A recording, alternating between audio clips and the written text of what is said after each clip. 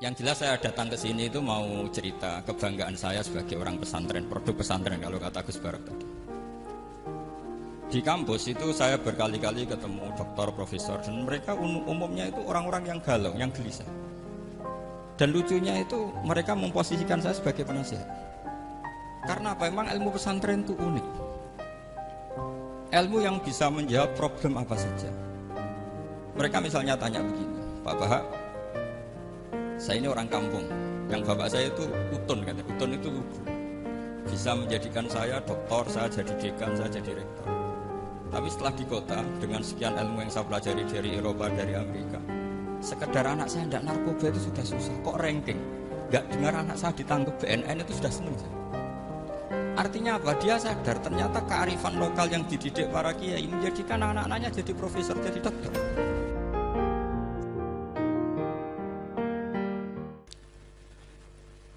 Sebelumnya saya mohon maaf karena saya harus di atas, padahal kita ini fitokotin wahidah, sama-sama tahta syekhin wahid, tahta murabbin wahid, yaitu Syekhina Ki Haji Maimun Zubair. Dari sisi itu saya minta maaf. Dari sisi yang lain jenengan harus minta maaf saya karena ini bully saya. Artinya bully itu kesannya di atas, tapi ini makmur, diperintah, diatur. Jenengan al-amirun atau al-amir, jenengan pemerintah. Jadi dari sisi ini jenengan keren ya, ngatur-ngatur saya. Tapi begini, sengaja saya tidak bawa makalah, tahun kemarin juga tidak bawa makalah. Karena saya datang, saya matur ke Siid ketika beliau minta saya datang. Saya datang tapi tidak sebagai narasumber, ya seperti umumnya santri alumni. Jadi ya saya datang saja. Karena ada tugas memberi orasi ilmiah, kita mulai. Begini. Jadi dalam disiplin ilmu yang dikembangkan di pesantren, itu sebetulnya kalau pakai ilmu logika maupun sosial, sosial apa saja, baik sosial ilmiah maupun sosial budaya, kita ini jauh lebih unggul ketimbang tradisi mereka. Misalnya begini, dulu di era Umar bin Abdul Aziz, ada yang memberi gelar Khamisul Khulafa. Ini yang dikutip Mizan Kubro, Imam Sa'roni. Beliau ngendikan begini, idza ra'aitum jama'atan yatanajawna sirran fima bainahum fi amri dinihim, itu fasyhadu anna dzalika dhalalun wa bid'atun. Jika kamu melihat satu komunitas tertentu yang bisik-bisik agama tapi di grupnya mereka sendiri, tanpa melibatkan kelompok lain yang mungkin a'lama minhum, lebih alim, maka itu sesat, dhalalun wa bid'atun. Sehingga dulu itu sudah ada tradisi konsensus ilmiah. Konsensus ilmiah ini diputuskan oleh konsensus yang min ahlil ilmi. Sehingga orang yang tidak ngalim itu ya konangan. Kalau sekarang nggak pati konangan, tahu-tahu ada orang nggak jelas gendrungannya punya majelis tafsir. Yang bisa saja cindil tikus itu halal. Hanya karena berdasar dalil, misalnya kula ajitu fima uhiya ilayya muharraman ala ta'imi yat'amuhu ila yakuna apa maitatan aw damam masfuhan aw lahma apa khinzir, sehingga dianggap yang halal itu banyak, yang haram hanya 3. Saya pernah ketemu di antara mereka, tanya, apa betul Gus Bak menurut Islam begitu? Terus saya baca di antara ciri Nabi itu yang ada di kitab Taurat dan Injil itu wa yuharrimu alaihimul khaba'is. Jadi kadang mawadi'ul halal wal haram itu tidak disebut di halal haram, tapi disebut di sifatun Nabi. Sifatnya Nabi adalah wa yadau anhum israhum wal aghlal allati kanat alaihim. Di antara sekian sifat itu wa yuharrimu alaihimul khaba'is, dan Nabi mengharamkan sesuatu yang menjijikkan. Nah, kira-kira itu cindil tikus itu kalau sampean dakok di ruang tamu menjijikkan enggak? Ya jijik. Ya sudah, haram saja, kata saya. Akhirnya sebagian mereka ya tobat, mau ngaji sama ahlinya. Dulu ketika Imam Malik ngarak Muwatta, itu beliau ngendikan. Dan ngendikan itu saya hafalkan. Ini ada di kitab Al-Manhalul Latif, juga dikutip Gus Najih dalam kitabnya At-Tajridul Musaffa. Aradtu kitabi hadza ala sab'ina faqihan min fuqaha il-Madinah. Fakulluhum wata'ani fasammaituhu al-Muwatta. Kitab ini sudah saya tasihkan ke 70 ahli fikih di Madinah. Kemudian semuanya setuju, fakulluhum wata'ani, semuanya sepakat. Fasamaitu al-Muwatta, maka kitab ini saya namain al-Muwatta, yang disetujui. Sehingga kita tidak boleh menjadi orang-orang alim humul sendiri dewean terus dikultuskan santrinya, rambutnya gondrong terus muridnya jari dulang Nabi Khidir, terus klambine kok kali Jogo itu, terus terkenal wali itu. Ini kalau kita begitu bahaya. Makanya saya senang model pendidikan Anwar. Ilmu itu dikonsensuskan. Siapa yang alim di takrib, di mu'in, ada debat, ada macam-macam. Sehingga yang terbaik, baik secara ilmu maupun perilaku dituakan. Ini penting, kalau ilmu tidak dikontrol itu repot. Saya berikan contoh betapa kita lebih kritis ketimbang tradisi di kampus. Saya pernah didebat sama salah satu kelompok ormas tertentu. Pak Bahak, apa alasannya orang NU kalau megang istrinya itu kok batal gitu? Wong istrinya digauli saja boleh, masa megang itu batal gitu. Terus saya jawab, kamu tahu definisi mahram?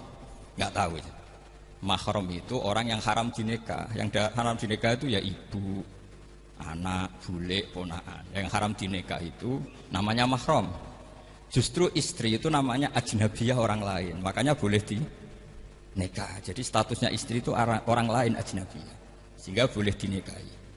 Kalau mahram malah nggak boleh dinikahi. Mereka akhirnya sadar, oh ternyata selama ini keliru. Membahasakan istri mahram itu keliru. Ya terus akhirnya dia jadi Syafi'i dadaan tadi. Pernah juga ada seorang kiai yang kepikiran mau mengharamkan atau menganggap ada bidah kalau orang haji itu rokok. Rasanya kata pakar-pakar kuetar itu cengkeh itu wangi. Kalau cengkeh wangi berarti kalau haji rokok itu artinya pakai apa? Wangi. Itu hampir saja deal. Karena ya memang cengkeh itu wangi. Kemudian diingatkan sama kiai yang lain. Anda berani fatwa kalau orang Jumatan sunat ngerokok karena pakai pewangi? Terus wah iya ya, enggak jadi. Jadi ini pentingnya ilmu itu konsensus. Sehingga saya bicara di sini pede bukan karena saya merasa benar, enggak, kan nanti ada yang nasah ini. Kalau benar ya sampean dukung, kalau salah ya tinggalkan saja, biasa saja. Karena kalau sampean sama-sama tadi saya sudah bilang tahta topkotin wahidah, kita tahta syaifin wahid, tahta mursyid wahid. Saya pikir ilmu saya dan sampean jauh-jauh lah. Kita beda jauh kan dengan Gus Naji karena beliau alim bisa ngarang kitab banyak. Kalau saya jenengan kan ya sama-sama nggak jelas gitu ya sudah pokoknya santai-santai saja. Pokoknya rileks saja. Yang jelas saya datang ke sini itu mau cerita kebanggaan saya sebagai orang pesantren, produk pesantren kalau kata Gus Barak tadi. Di kampus itu saya berkali-kali ketemu doktor, profesor dan mereka umumnya itu orang-orang yang galau, yang gelisah. Dan lucunya itu mereka memposisikan saya sebagai penasihat. Karena apa? Memang ilmu pesantren itu unik. Ilmu yang bisa menjawab problem apa saja. Mereka misalnya tanya begini, Pak Bahak, saya ini orang kampung. Yang bapak saya itu utun kan? Utun itu lugu.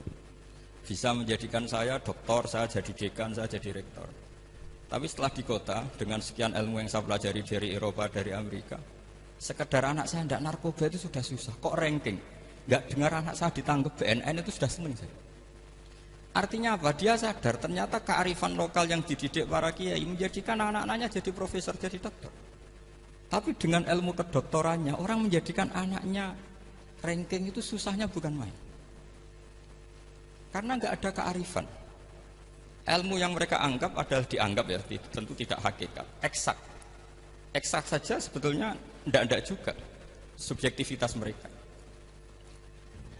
Misalnya begini, ini contoh sekian. Pernah saya lomba cepet-cepetan matematika. Kalau saya kan pernah dimintai konsultan sebagai badan Basnas Nasional. Mereka kalau ngitung ya zakat tijarah itu 2,5%.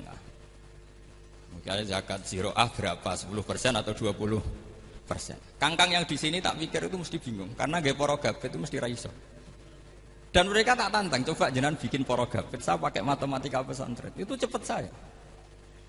Karena matematika kita adalah matematika ummi. Ummi itu orang Arab, ummiin. Gak usah diterjemah apa, sudah ummiin saja. Ummiin itu keibu-ibuan lugu. Jadi kalau nggak bisa itu ya terlalu. Misalnya 2,5%, kalau kita bilang kan rubul usur. Ya sudah 1.000 itu diusurkan dulu menjadi 10. Setelah 10 itu kan misalnya ya 1.000 berarti usurnya 100. Ya kan? Setelah 100 cari rubuknya berapa? 25. Berarti setiap 1 juta 2,5% adalah 25. Mereka masih garap porogapit, saya sudah cepat 1000, usurnya 100, rubuknya 25. Namanya rubuul usur. Begitu juga misalnya kita punya aset 100, nisful usur, usurnya 10, nisfunya berarti 5. Itu rasa porogapit cepat ketimbang sampean porogapit 2,5% kan suwi. Terus dia tanya, Pak, matematikanya kok cepat? Dapat ilmu dari mana? Pernah kuliah di mana? Ya saya ngaji di Sarang sama Mbah Mun, terus saya ngaji beberapa ilmu. Nah, kelirunya rata-rata santri itu faraid itu ya ora seneng. Nah, bulat. Nah ini cerita saja. Jadi kita bisa membuktikan ke khalayak ramai kalau kita tidak kalah. Khawarizm Al-Jabar terkenal di barat, Avicenna atau Ibnu Sina itu ya dengan ilmu-ilmu umum. Dan mereka fasih sekali menerangkan ilmu medis, ilmu apa. Fasih sekali. Sehingga ketika sekarang teknologi katanya adanya di barat, di Eropa, sebenarnya mereka itu kagum sama Islam. Karena mereka ngakui bahwa di antara ilmu itu dari Islam, zaman Khawarizm, zaman Al-Jabar, zaman Avicenna, zaman Ibnu Rus dan sebagainya. Saya beri sekian contoh dan ini saya bilang tanyakan ke orang kafir yang paling inat, paling lacip di dunia. Tanyakan ayat ini, pasti artinya seperti ini. Yaitu ketika ada fenomena likuifaksi, tentu kalau di Jogja kan ada grup ilmiah. Mereka tanya saya, Pak, apa ada teori manusia itu ditenggelamkan di bumi? Yang teori, bukan kasus, bukan peristiwa sejarah. Kalau peristiwa sejarah kan ada korun. Saya ditanya gitu, terus saya jawab, Aamin tuman fis sama ayakhsifa bikumul ardo fa idza hiya tamur. Apa kamu merasa aman di dunia sementara pengendali langit, manfisama itu pengendali langit? Ya siapa saja, bisa malaikat atau bisa Allah, man sing kudratu fisama, itu ahli tafsir beda pendapat.